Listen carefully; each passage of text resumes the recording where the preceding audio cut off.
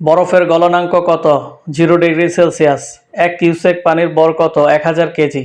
পানি একটি উভধর্মী পদার্থ।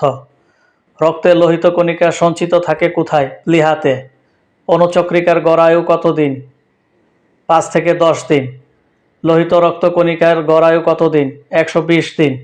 শ্বেতকণিকার গড় আয়ু কত দিন? 1 থেকে 15 দিন। লোহিত কণিকার আকৃতি কেমন? চ্যাপ্টা। হৃৎপিণ্ডের আকৃতি কেমন? ত্রিকোণাকার। রক্তে কিসের পরিমাণ বেশি থাকা শরীরের জন্য উপকারী? HTL।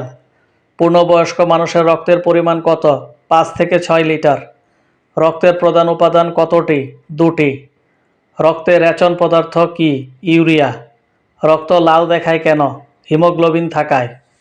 পানির স্ফুটনাঙ্ক কত? 99.8 ডিগ্রি সেলসিয়াস।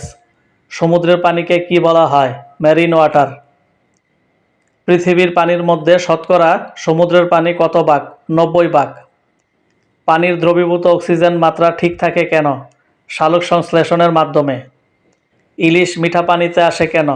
প্রজননের জন্য। ইলিশের ডিম নষ্ট হয় কোথায়? লবণাক্ত পানিতে।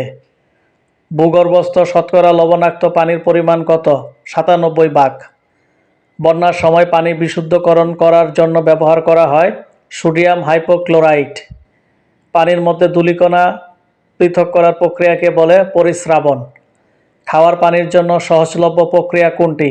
ফুটন। মানুষ বিকলাঙ্গ হয় কিসের অভাবে? পারদের অভাবে।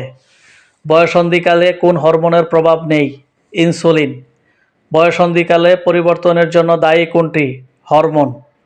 বয়ঃসন্ধিকালে পরিবর্তন প্রধানত কত প্রকার? 3 প্রকার। মানুষের অটোসোম কতটি? 44টি।